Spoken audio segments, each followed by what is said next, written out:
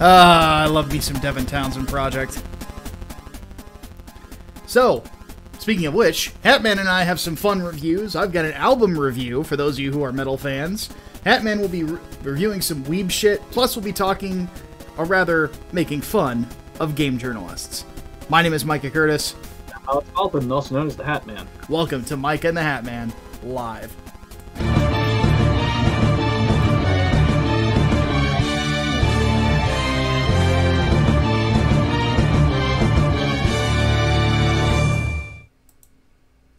Let's get right on into it. Hatman, what the hell is a Dororo? So, a Dororo is, as I understand, actually an older story. There was a manga series that came out in like the late 1960s by the same name. And evidently it got a new anime adaptation just this year, as in it's either currently airing or literally had just ended. No, never mind. It's currently airing. It's a 24-episode limited series. But anyway, I watched a few episodes of it. Someone paid me for this. Let me find out who. Almighty Lolly said, review Dororo. It's on Amazon Prime and actually super good. Well, I'm about 5 episodes in, and honestly, yeah, it's pretty good. Dororo, fuck you, I can never pronounce anything. You guys know that by now. Anyway, TLDW plotline is baby is about to be born. Ruler of lands, whatever, I don't know Japanese terms, makes a pact with literal demons. The shogunate. There you go. Makes a pact with literal demons to keep his land safe and well-fed and whatnot in exchange for anything that he has to offer. So they take like all of the fucking major body parts of this child that would be his firstborn son. I'm talking like eyes, nose, ears, fucking voice, all that shit. But the child is still alive, is still born living. So he's like, you know what, fuck it, just throw it away and we'll make another one. Okay, this sounds pretty fucking metal so far. Continue. Okay. So so baby fucking goes down the river Moses style and is found by a dude who makes prosthetics. The dude is all like, well, you want to live, so fuck it, I'm gonna help you fucking live. So he carves like a mask for the babby, fucking raises him to use like 4 prosthetics, 2 arms, 2 legs, all that shit. And then basically finds out that he can teach this kid how to fight. So he teaches kid how to fight. And the kid ends up killing a demon, just fucking around basically. And one of his legs grows back. So turns out if he kills all of these fucking demons, he can basically get back the body parts that were stolen from him. So Dororo is a kid who accompanies this other kid who is now a older teenager by the name of Hyakimaru, and basically they are going to fight the demons and get back the parts that were stolen. Holy shit. It's actually really good. I was surprised. Like, first episode I was like, yeah, I'm not really into this. And I gave the second one a chance. I'm like, okay, now I'm getting into it. Now I'm kind of getting into it. And it, holy fuck, like it's really not bad. Like, it's old style fucking, I don't know my Japanese eras, so I'm just gonna say like samurai era Japan. Sengoku period. There you go. War torn and shit. So people are living in poverty. They're all ragged and stuff. but it's one of those like adventure tales that's a classic, but at the same time, it almost feels modern. I don't really know how to explain it. What's the blood level? Mortal Kombat 1 gore. Ooh. Like people losing their limbs and shit, like you see that. Like they don't shy away from that. I love it. I love anime that gives no fucks. Well, it does give some fucks, but like just like the scene where fucking Hyakimaru is born and is like, oh Jesus Christ, it's a baby without like eyes, a nose. It's just an open fucking slit for a mouth. It has no skin on its face. You're like, Jesus Christ. Holy so like fuck. I'm watching this shit. It has to be like a level of horrifying. And it does achieve that. Like it does achieve that gore level. So yeah, you would probably like this actually. You probably would like it. So this sounds like some This sounds like some fucking Dark Souls shit. Like I'm like, or Sekiro even, which we'll talk about later. Almost, yeah. Like that sort of. Japan is interesting in how they do disturbing fiction. It's a very unique style that only they do. I've always been more of a fan of Japanese horror than I have been Western horror. Though Western horror can be fun. Western horror is fun. Japanese horror is literally horrifying. So, though they do pretty good schlock too, to be honest. One word, and those of you who are old school anime guys, you will cringe at when I say this word. Genocyber.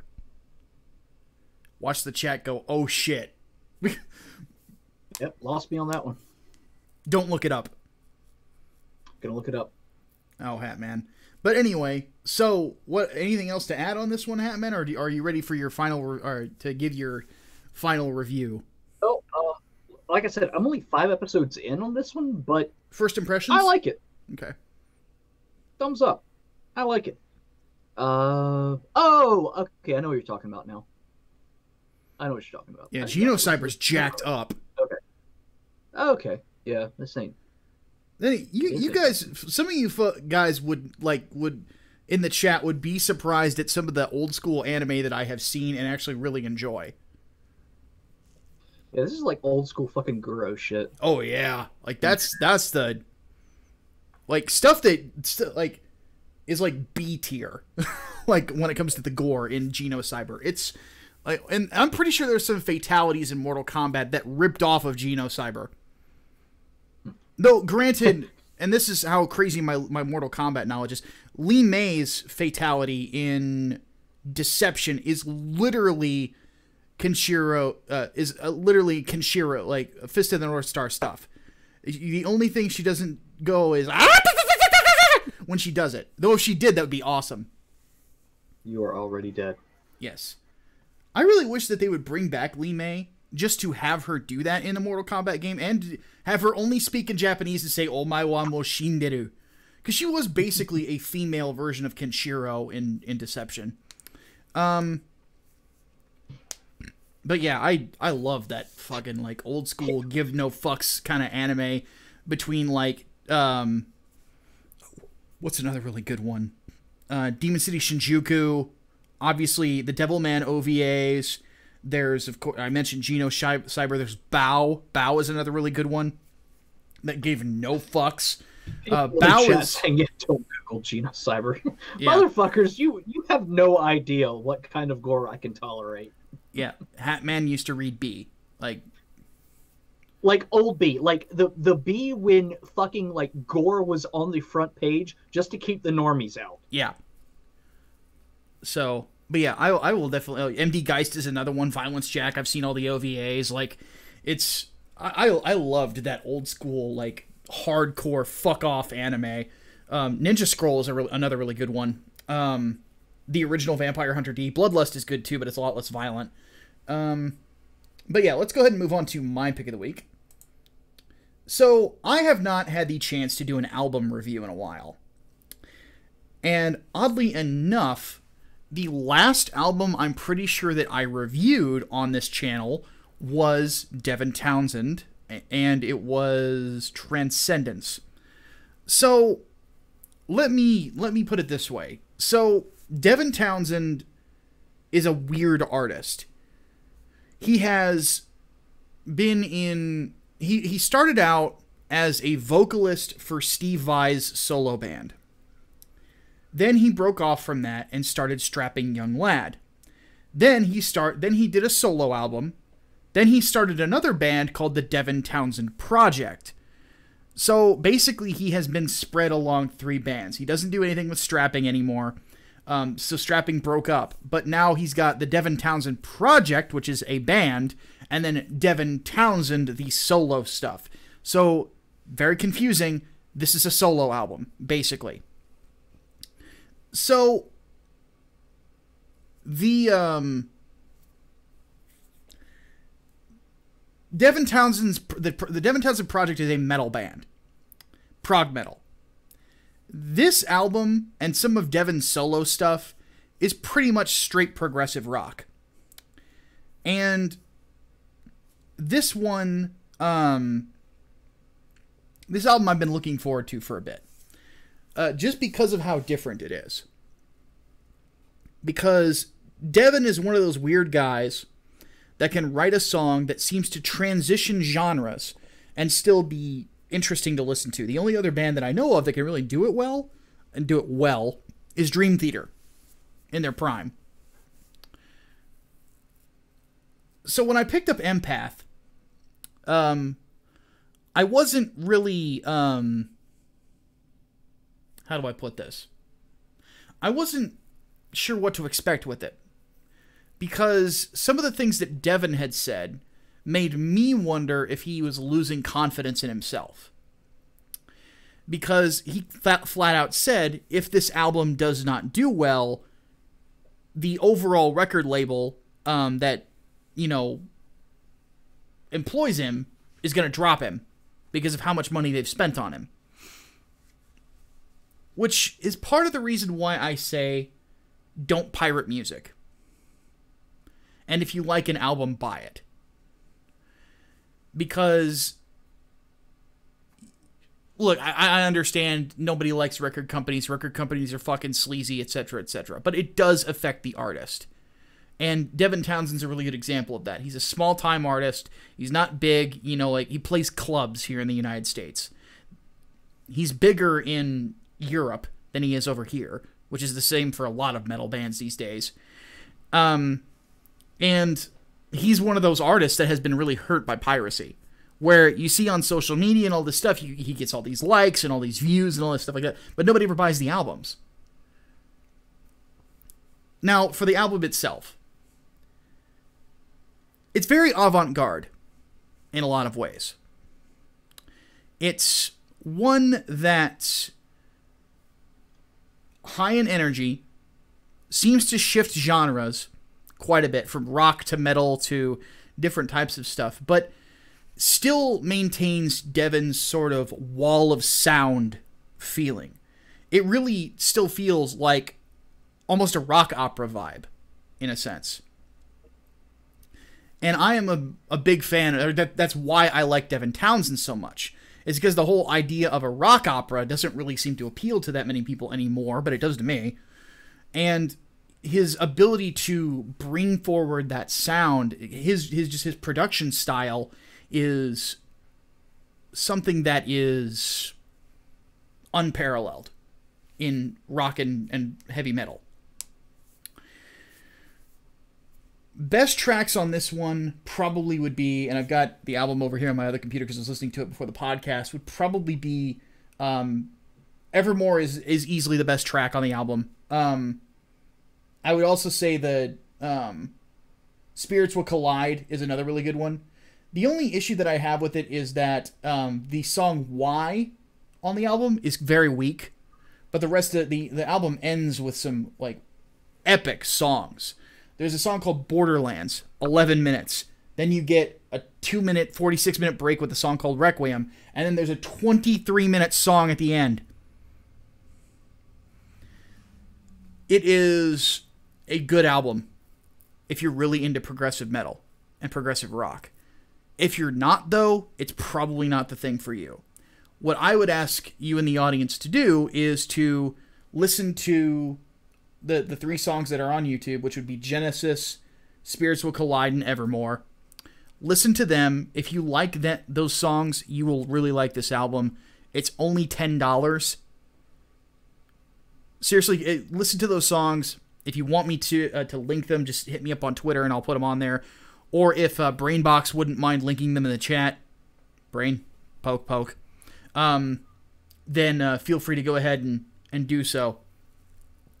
And yeah, definitely gets a recommendation from me. If you have not listened to Devin Townsend yet, I would definitely say do it. To answer Tom the Fish, what's the difference with progressive rock and regular metal? Well, progressive metal it's a little bit more willing to experiment with the genre in regards to rhythms, in regards to what is typical. And it's sort of a catch-all term for any of those bands that really don't fit the mold. Like, Mastodon is considered progressive metal. But they are completely different than Devin Townsend Project, which is also progressive metal. Or Gojira, which is progressive metal. Or Dream Theater, which is progressive metal. So, but yeah, this is definitely a very, very, very, very fun, interesting album that I really wish I had a trip to go on for like a couple hours so I could just listen to this while I'm driving. So, yeah, great album. Any questions from the Hatman? I'll add it to the list. All right. Let's move on to our first topic of the day. Oh, game journalists. Oh, game journalists. Why do you suck at everything? So this was delicious. I had a feeling this was going to happen. Is because some of you might remember Dark Souls 3 when it came out. Game journals were flipping out because they suck at video games. They couldn't get through it. Then Jim Sterling, being the fat dumbass that he is, who only argues against straw men, put up this video with him in some Victorian outfit, looking gayer than he usually does, and tried mocking gamers and only made himself look like an ass because he asked for what was basically a spectator mode in Dark Souls. Like, oh, I just want to walk around and admire the scenery, and then use fucking a hex editor, give yourself infinite life, and just walk around like an ass. That's too much work. Yeah, Jim Sterling is allergic to work. That is for sure. Also, say the thing. Hold on, let me get Scott Steiner.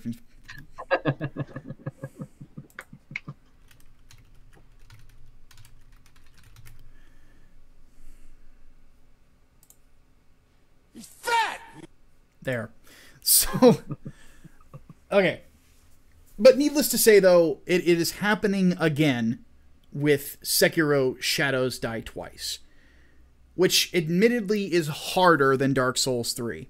Considerably harder. And that's saying something. I'm even having problems with it, and I've beaten every Souls game except for Bloodborne.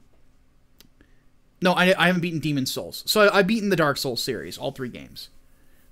So, needless to say, it's a tough game. I don't think it's as good as Dark Souls 3 so far. It's definitely got more issues. But,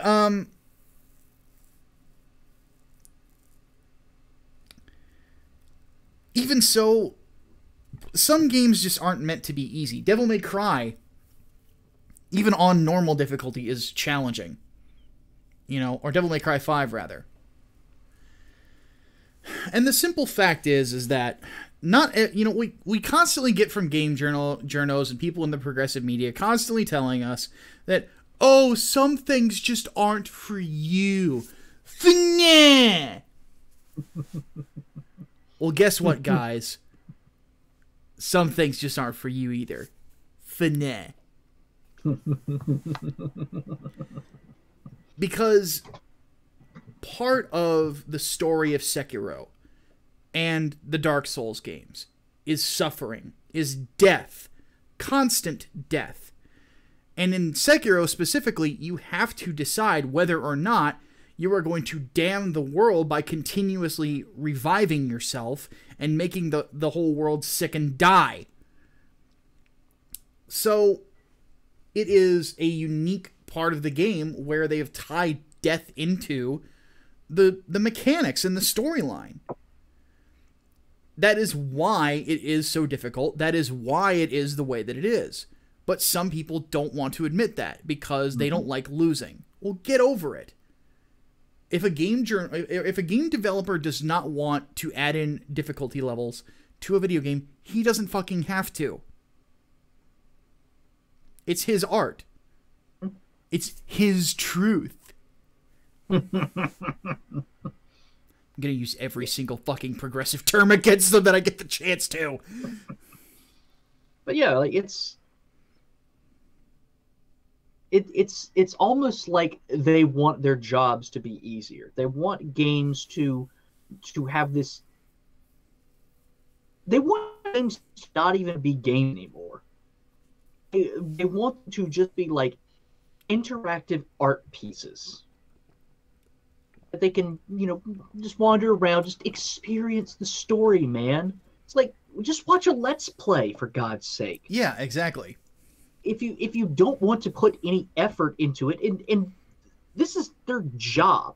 It is their job to play these games, to finish them, and to explain to the average consumer what is good and what is bad about it. It's, for God's sake.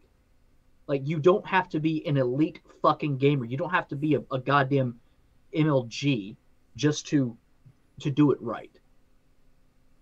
If you suck at it, then okay, you suck at it. Yeah. And you can write in your review, hey, I suck at this. It was terrible. It was crushing me. Yeah. Just be honest. Yeah, there's nothing wrong with honesty. I'll admit I suck at Sekiro. I don't know when I'm going to finish it. I'm just playing it when I'm in the mood for it, and then if I get my ass kicked too much, I gotta walk away from it for a while, I do. So what? It's still a beautiful game with a very unique story to tell. And lo and behold, I've been watching a streamer play it instead who's a lot better at it than I am. Oh no. I mean, Zachary White brings up an excellent point. Remember when all the journalists were calling for the end of cutscenes? I remember when they were calling for an end to QuickTime events. Mm-hmm. They said QuickTime events were basically just intrusive. Yep. They didn't add anything. It was like quick little button presses. It's like abridged game. Mm-hmm. Total non-game. Fuck that. Fuck them. Fuck them. Fuck 'em.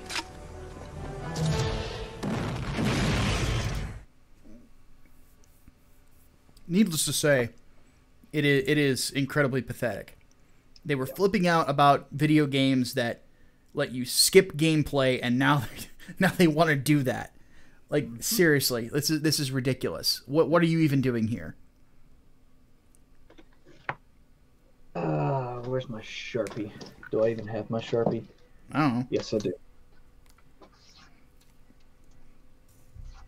I just know bananas are tasty. Two. There you go.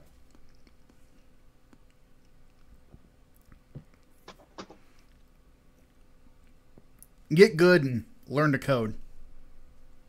Yeah, that's... I don't encourage such things. But if somebody were to tell them that maybe they're not good at this whole journalism thing and they should learn to code, I wouldn't disagree. Maybe I should do a video that's just called Jim Sterling Should Learn to Code. I might do it. Do it. Do it. So, do it. But needless to say, though, like games like this are meant to be difficult. They are meant to be trying. They are meant for you to die.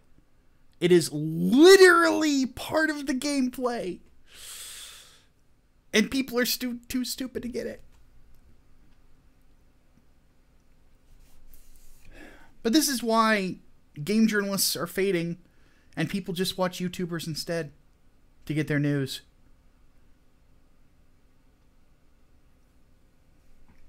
Myself included. Get good. Get good. I learned to code. Yes. All right. Hatman, you have cringe to read. I've got cringe to read. So, folks, I want you all to prepare for the worst take ever when it comes to the whole Michael Jackson thing that's been brought up again. Mm-hmm. So, Barbara Streisand. Mecca Streisand. I'm Barbara Streisand! So? What was it? The Triangle of Zinthar or something that she was after? Streisand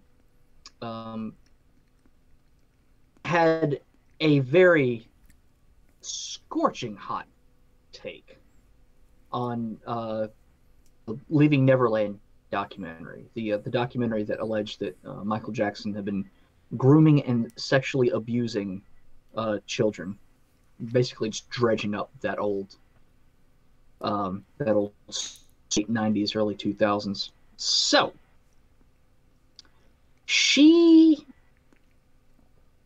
I'll just read you her quotes. His sexual needs were what he has or whatever DNA he has. You can say molested, but those children, as you heard say, they were thrilled to be there. They both married and they both have children, so it didn't kill them. I blame, I guess, the parents who would allow their children to sleep with him.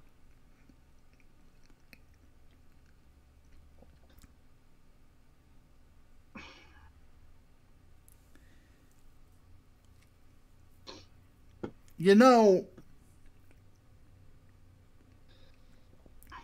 saying about a potential child molester, whether you believe Jackson did it or not, saying his sexual needs were his sexual needs really, really, really does not help the way that America looks at Hollywood right now. Oh, dear God, no. Especially when you've got allegations of pedophilia like finally hitting the mainstream. When you've got people trying to make it like their own sexual identity, like the whole map thing that was on Tumblr then moved to Twitter. Oh God. Like actual props to LGBT Twitter for not putting up with that shit. Yeah, we believe in equality and equal rights and all that gay stuff, but you fuck children. Once again, we'll pull from South Park. Yeah.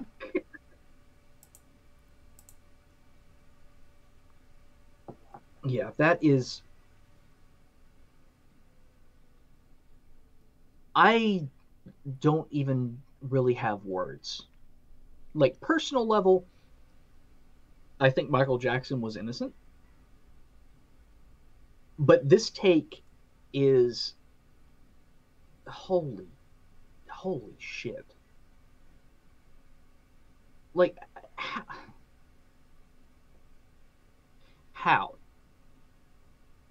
How? I mean, you may as well just say, you know what? It's not there's nothing wrong with it. I mean, kids can consent. Let's just, they were thrilled to be there. Let's just get rid of age of consent laws. That's the only, really dirty thing in here. Yeah. Like it.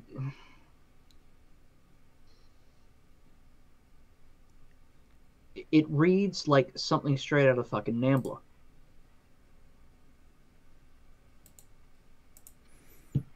Yeah.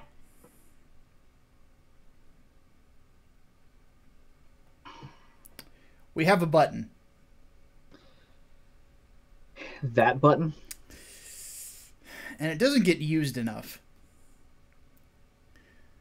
It gets used for very serious things. Yes. I think this might be a very serious thing.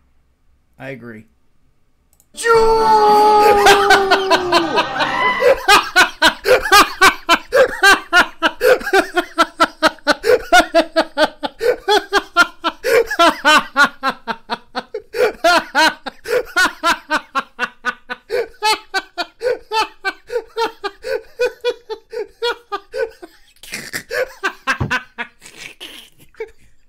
Micah?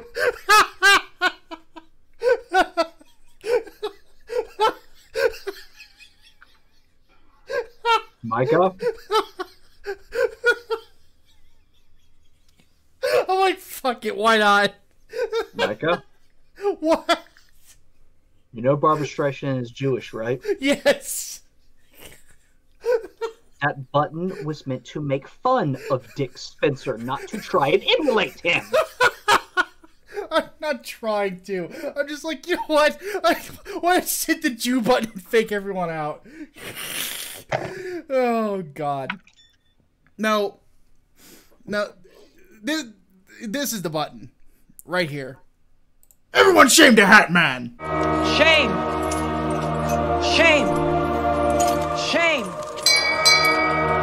Shame! I'm gonna be honest with you. I'm kind of retarded. No, wait, that's not it either. No, it's this one. Fuck 'em. Wait, no. Found it.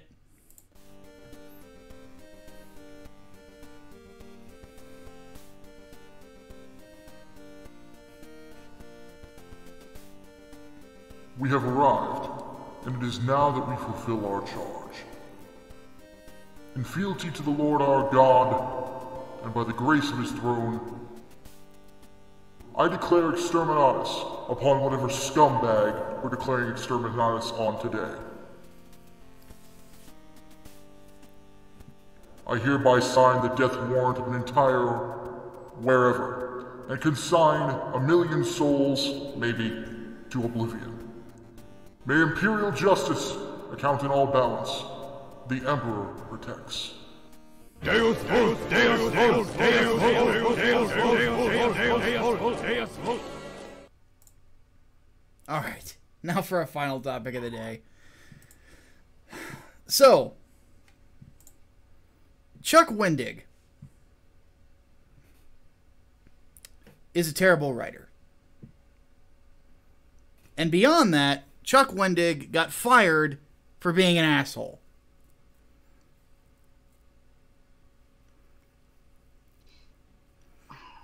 But he went to Twitter and had his own nuclear hot take that the world of Tolkien was too white. Says the balding, aging white guy.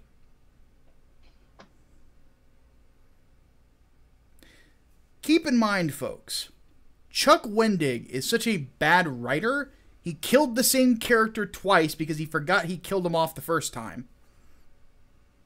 That's why I got kicked off of writing Star Wars. Yeah. You can't even keep continuity in your own fucking series. You're a shit writer. Oh, yeah. Part of the reason I'm getting into it is because I know I don't make these kinds of mistakes. So, they have set the bar so low, even my fat ass can get under it. No, but in all seriousness, though, here's the thing about Chuck Wendig. He's worthless. Ultimately worthless. He has written a ton of books that nobody read. The only reason anybody ever cared is because he had the right politics. That's it. J.R.R. Tolkien wrote several books that are all considered classics. You have The Hobbit, you have the Lord of the Rings trilogy, you have the Silmarillion. There's probably others I'm forgetting. classics. The films that spawned from these books, or that series, won an Oscar. I believe it was Return of the King. Mm-hmm. Though personally, I thought The Two Towers should have gotten it. Because I actually don't like Return of the King as much as the first two films. But that's just me. I haven't watched the Hobbit trilogy.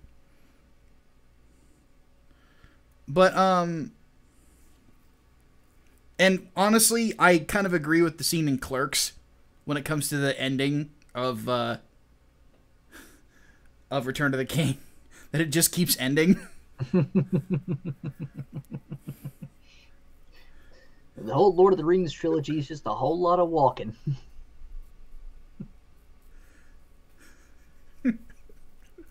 And right before the credits roll, Sam fell flat out bricks in Frodo's mouth. Oh my god. Oh god. Anyway. Short puke for making fun of Lord of the Rings. Anyway, though, but Tolkien not only has all that, but is now having a film made about his life. He is one of the most beloved writers of all time. One of the most influential. Everybody in fantasy, whether they admit it or not, is chasing Tolkien. Even the guy behind me. Like, seriously, there's a lot of stuff that if Tolkien never happened, Berserk would never happen. Or Goblin Slayer. Or Dungeons and Dragons. Or fucking name it. Shadowrun. You know, these would not exist if not for Tolkien. He didn't just have an effect on fantasy novels. Fantasy everything. Dragon Age is another really good example. You know, Dragon Age is basically Tolkien by way of Joss Whedon. Ugh. But in all seriousness, though, Tolkien and his works are immortal at this point. Mm-hmm. Just like his friend C.S. Lewis, my favorite author of all time. Will anybody remember Chuck Wendig in 2 years? No. No. Well, you know what? I take that back. They will, but they will remember him as a failure. If that. When it comes right down to it, the best creators are the ones who shut up and create. No one gives a shit about if you think that a book that was written at a point where Britain was like 98% white people is too white. No one gives a fuck. No one cares about your opinions. Same thing if you really care that much about Lovecraft being a racist. I would have never sat and drank coffee with Lovecraft either, but his writing was really good. I mean, it's almost like you cannot impose modern standards, at least, you know, standards of acceptance or politics or whatever, on shit that was written, you know, fucking 70, 80 years ago. Exactly. It's a wonder because nothing is ever going to fucking satisfy you at that point. No. Yes, it's going to be too fucking straight. Of course it's going to be. Like, you think that someone is going to write a flamboyantly gay character, and even then that would be problematic. I don't know, man. Frodo kind of had his moments. Okay, we've already done that whole thing. We did that thing already. Like, at this point, the only fucking author you're going to champion is Oscar Wilde, but then you're going to get on him for being too fucking white. Yeah, pretty much.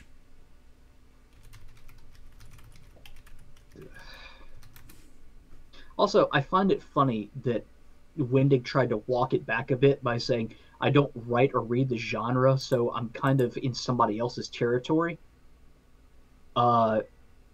Then why the fuck did you get into that territory in the first place? Yes. Oh, and by the way, my only answer to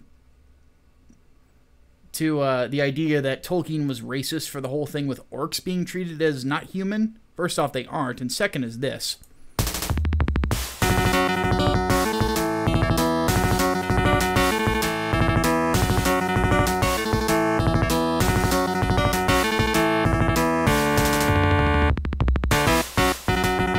Destroy the fucking orcs. All of them. Every single one of them. Put swords in head and fucking kill them. They are not human. They are created to murder. That's all they do. A little bit of 3 inches of blood there for you guys. If my voice was the way it was in college, I could have done that wail at the beginning of the song, but I can't do it anymore. But, yeah. Worthless Wendig indeed. Now I want to play Shadow of War. There you go. All right. I am ready to move on to our Q&A for the day. I say let's do it. So let's hit the Discord, and Hatman, go ahead and look up what is on the,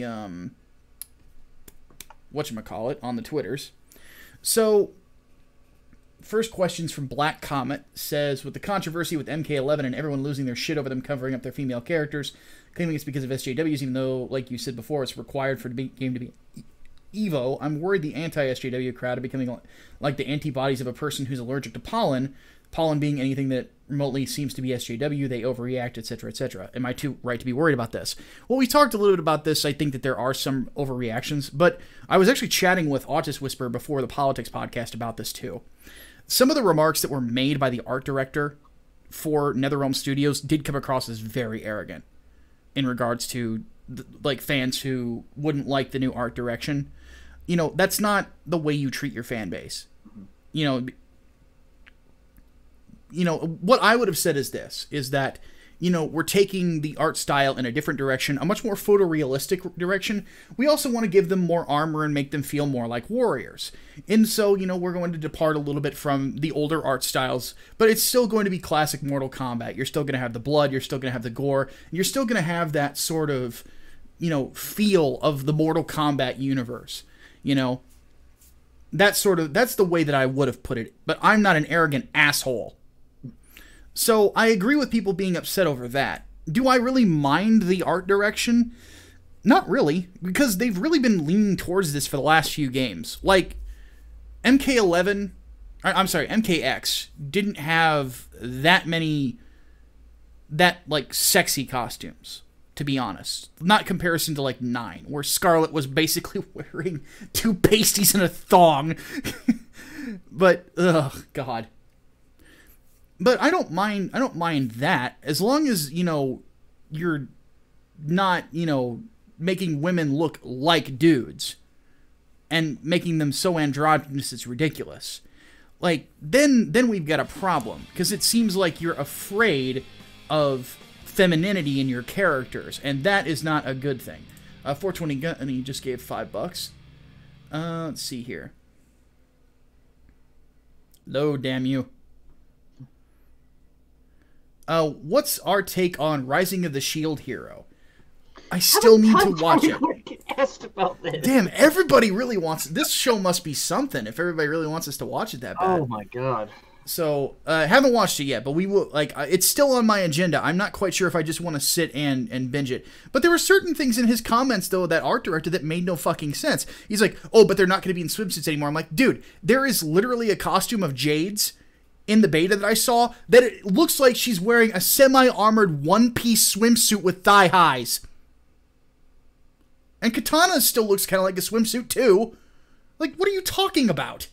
So, I think that part of it, you know, is just, you know, he's maybe the guy's just an asshole. You know, I just am of the opinion that if they want to go more photorealistic, if they don't want to give every female character D cups, that doesn't really bother me.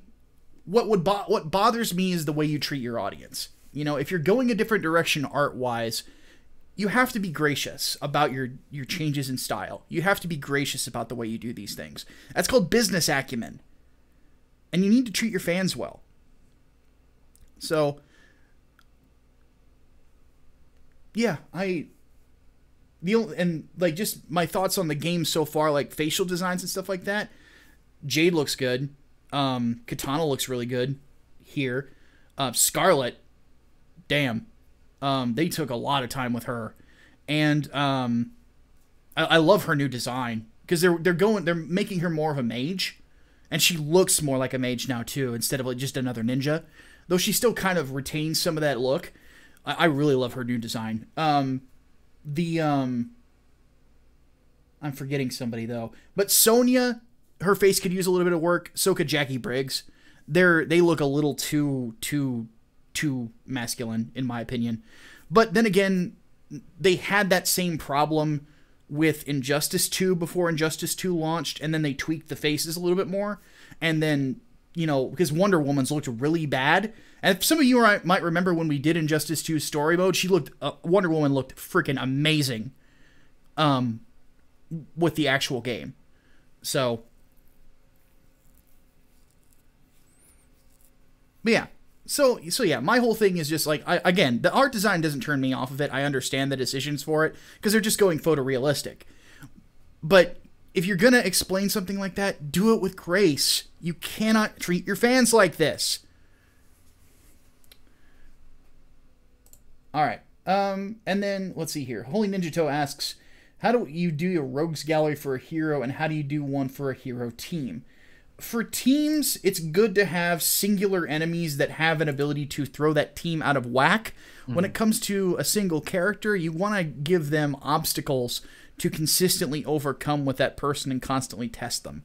I kind of feel like I took too long in the last question, so we're just going to leave that at that. I need to do a whole video about the crafting of rogues galleries at a different point. So I will do a video on that. Remind me at some point in the future, but that's kind of the bullet point answer real quick for that.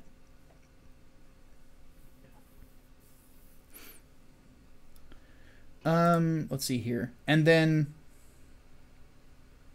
for the entertainment podcast, when do angels deserve to die? When you trust in my self-righteous suicide?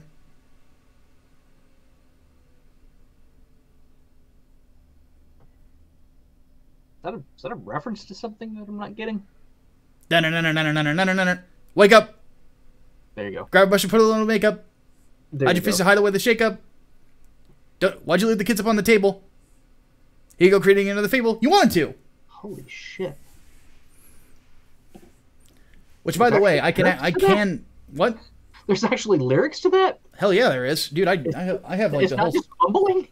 Oh, dude, I fucking love Chop Suey. I love System of a Down. On one of the streams, I randomly started like on bass playing Violent Pornography and singing it. Jesus.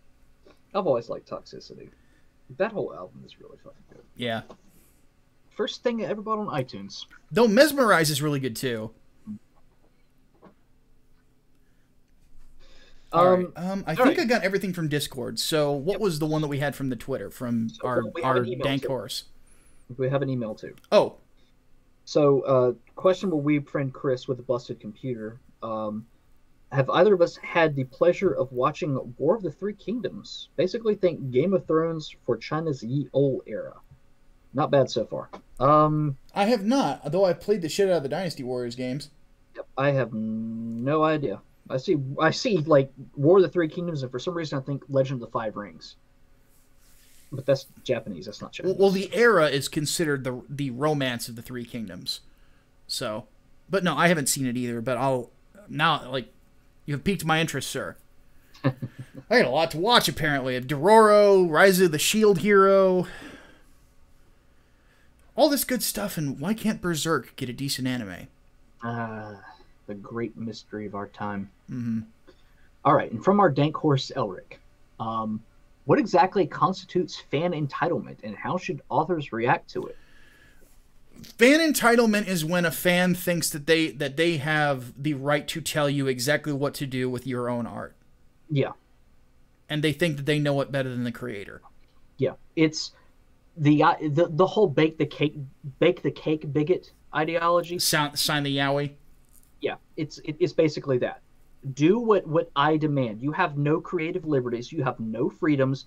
You are only here for me. and there is a balance, because we've talked before about, you know, you're making hot dogs and hamburgers for people. You know, Yeah. you do have to satisfy the customer, but at the same time, you are not entirely beholden to them, because if you just gave them whatever they wanted, you would satisfy nobody. Yeah, you are going to upset some people, and yes, you do have an obligation to appease to a degree, but not kowtow. Yeah. If that makes any sense. Here's a story for you. 2 stories. Customer at a restaurant, burger comes to their table. Burger is not cooked completely in the middle. They send it back, or they demand a refund. Not entitled. You're at a hotel. Restaurant is closed. Customer tries to walk into the restaurant and take food and demands you order them a pizza.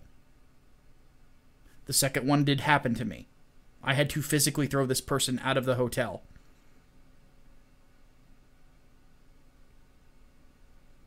That's the difference.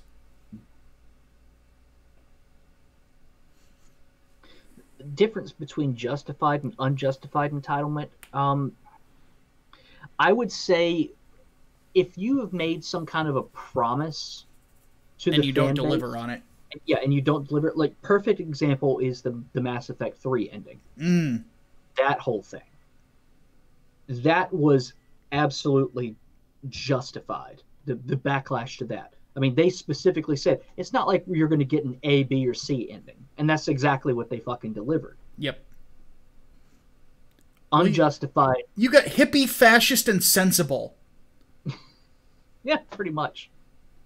Pretty much. Unjustified would be like, make my ship canon. Yeah. Venom. Yeah, pretty much anything. That's why I say shipping is cancerous. Ooh, we got another one in the Discord chat. Have we ever played Samurai Showdown? Yes! I can't wait for the new one. And also fuck.emu. But no, I love me some Sam Show. I'm looking forward to that. That was my favorite game to play in Pizza Hut. I think I've only ever played it like once. Ever. Sam Show 2 is the best one. After that one, they really overcomplicated it.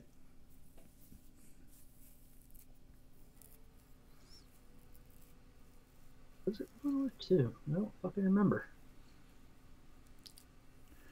All right. Yep. Okay, I recognize that cabinet. That was 2. What's the sensible option in Mass Effect 3? Kill them all. I'm from Illinois, and I say kill them all. Do not suffer the Xenos.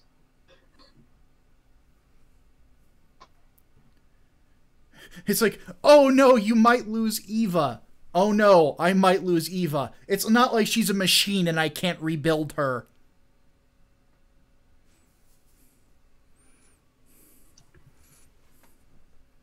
Fuck the Reapers.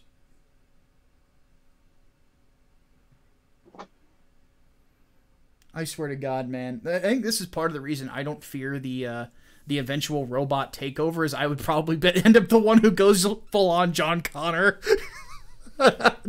Lead the revolt against them. Alright, was that it from all of our various social media and whatnot? Yes, it was. Okay, so chat. Zawardo has been asking me this for months now, or for ages now. Have I started JoJo Part 5 Golden Wind? It's nothing like Part 4. If it's nothing like Part 4, I might give it a shot. Part 4 I didn't like nearly as much. I didn't think that the villain was as good as Dio. I think that the problem with that is that with Dio is legitimately one of the best villains in anime. Ever. One of my favorite villains ever, too. And it's really hard to reach that again. Kiro was a pretty good bad guy, but he kind of felt like the Japanese Dexter, in a sense. But he was a good villain, just not as good. And that was just generally my issue with 4. Is Part 3 is so fucking good that it's really hard to follow up. And Josuke really wasn't as good of a protagonist as Jotaro, but Jotaro was still around, so there's that at least.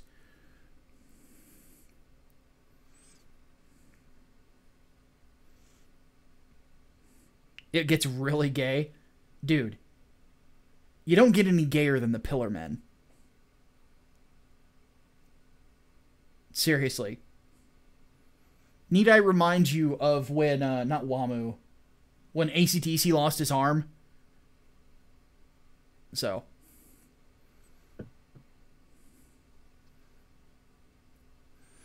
Oh, and by the way, Kira and ambulances. Name a more iconic duo. Okay. Hatman, you start picking questions. Okay. Let's see.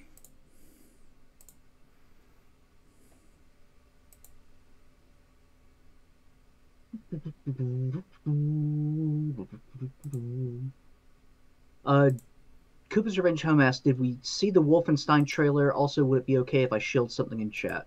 I don't mind if you shill anything. As for the Wolfenstein trailer, the co-op game, I saw the original trailer for it, but I haven't seen anything new. But I like the new. I like Wolfenstein, the current continuity, so I'll probably check it out. I haven't seen it.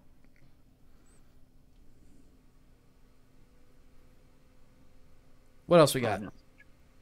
Oh Lord. So keep it rolling. We've only got 2 minutes. Yeah. No. Well. Actually, no. We'll extend it for a bit because some of those I gave a couple long answers.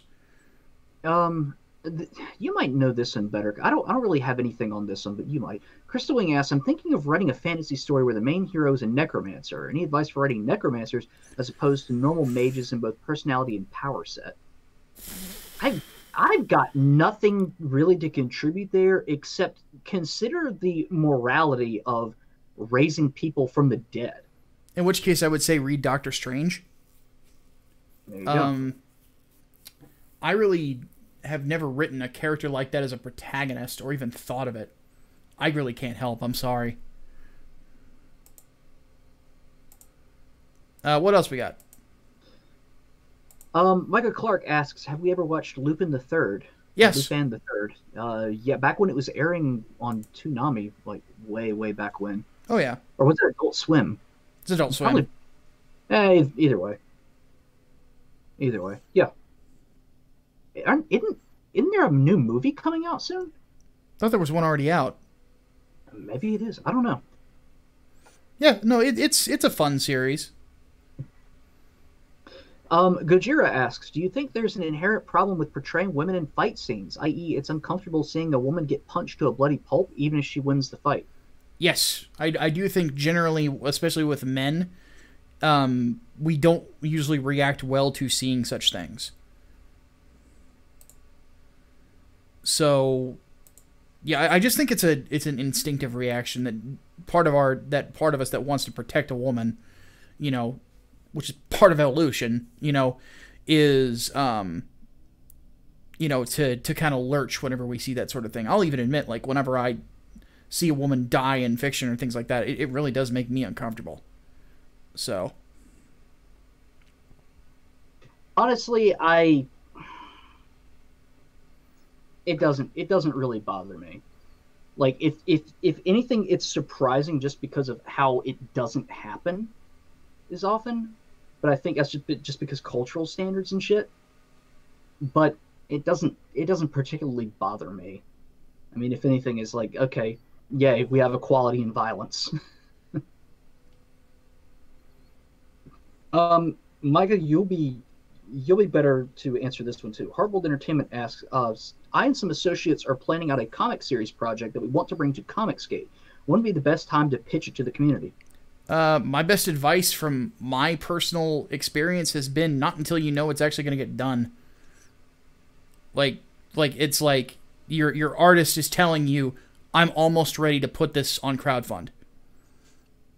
Because I've been talking about, I think that the fact that I've been talking about Project Lazarus for as long as I did, and then just the way that it turned out with my artist going AWOL on me, has hurt me in the long run, and I'm genuinely worried about how well Inglewood is going to go. Now, Ethan wants to talk to me about it, so there's a good chance I might end up on, Comicsgate Live and pitching, basically talking about the book on live stream with Ethan, which is a big potential audience. So we'll see what happens there. Or he maybe just wants to see how I'm doing because we haven't talked in a while. Who knows? But I'm not going to say that I can read his mind. But yeah, that's what I would say is wait until it's ready. Because you don't want to make the same mistake I did and then be too much show and not enough, or too much tell and not enough show.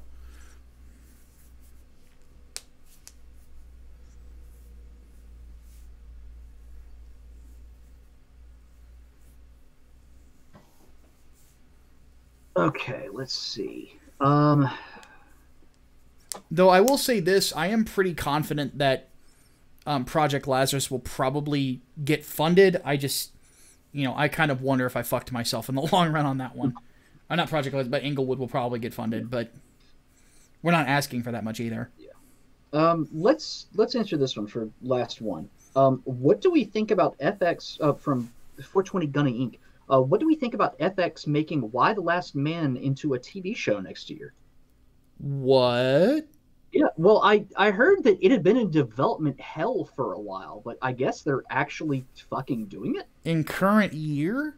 Where the feminists are the bad guys? Yeah, I'm surprised. I'm surprised. You still need to finish it, by the way. I do.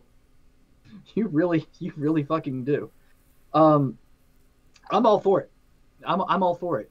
You gotta. The only thing is I'm in shock. You gotta cast it right, though. Yeah. Well, I'm in shock. I'm legitimately in shock. Sucks. If your main cast sucks, it's gonna ruin everything.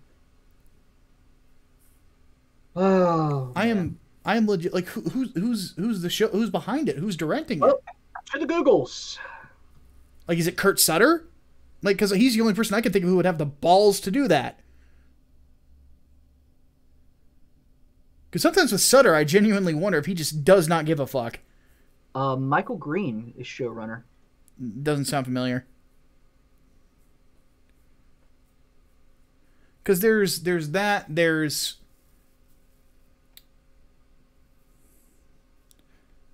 I'm almost done with Love, Death, and Robots. That's what I was originally going to review this week, but I forgot that I had ordered Empath months ago. But, Wait, what? What? He wrote the screenplays for Logan, Alien Covenant, Blade Runner 2049, and Murder on the Orient Express. Interesting. Very interesting. Huh.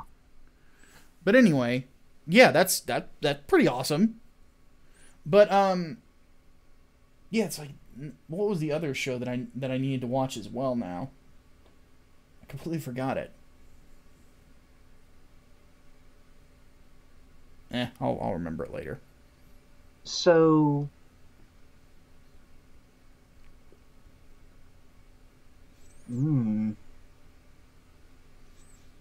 I have no idea who's playing Yorick.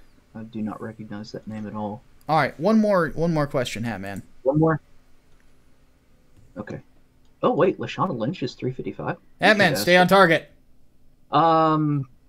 We need to watch Upgrade. Audis Whisperer says. That's not a question. What else we got? Is that a question? Okay. Nox the Last. Ever heard of the? Is it Ys franchise? Can't say that I have. Sounds familiar. Fairly certain. Isn't there supposed to be like an apostrophe in it? No, there isn't. Okay. I've heard of it. I've heard of it. I hadn't looked into it. I always thought there was a fucking apostrophe. I see people posting about it on Twitter sometimes. Yeah. That's about all I got for you. That just reminds me, I haven't finished Nier Automata yet. I haven't been in the mood for it. I tended to get distracted for obvious reasons. Who was playing Agent 355? Someone asked. The same woman who played Maria Rambeau in Captain Marvel. That's Lashana Lynch. Interesting. Upgrade film. Has a red band trailer. Upgrade in progress. 2018 cyberpunk action body horror. I'm sold. That's not the one that had Keanu Reeves in it, is it? No. I don't think it's something else. Logan Marshall Green is the lead. Because there was some like cyberpunk-looking movie that had Keanu Reeves in it that I saw a trailer for, and I was like, "What the fuck is this?" Shadow'll probably tell me what it is before I can find it. Replicas. There we go. Yeah. But I'm going to queue up the Red Band Trim trailer for later. And then what's the last question of the day? Because that one, like, we need a question, one that we can like answer. Okay, an actual question.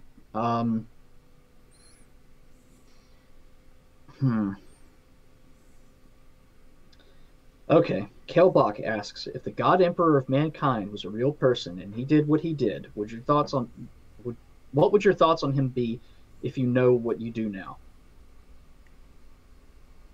Oh, I'd overthrow him. No kings, remember? No gods or kings, only man. Well, God, just one. That's all it's allowed.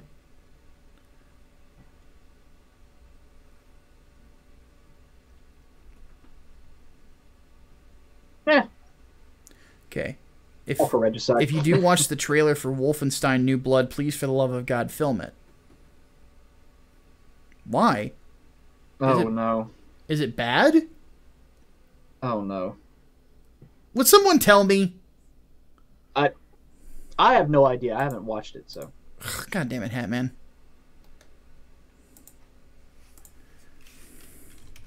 Alright, well, I'll check it out. And in the meantime, we need to take off. We has stuff to do. Oh, it's bad. Great.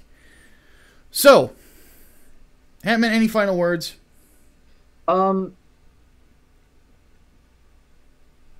If it's bad, fuck. Fine, I will film a reaction. Oh, Lord. Just for you guys. Alright. So I guess that's going to be next. But we're going to go ahead and bring the podcast to a close. And, yeah. We will see you guys later. But in the meantime, if you want to, don't forget to submit your questions for the overflow if you didn't get a question answered during the course of the podcast. But till next time, my name is Micah Curtis. I'm Alex Baldwin, also known as The Hatman. See you guys next week. Deus Volt. Deus Volt.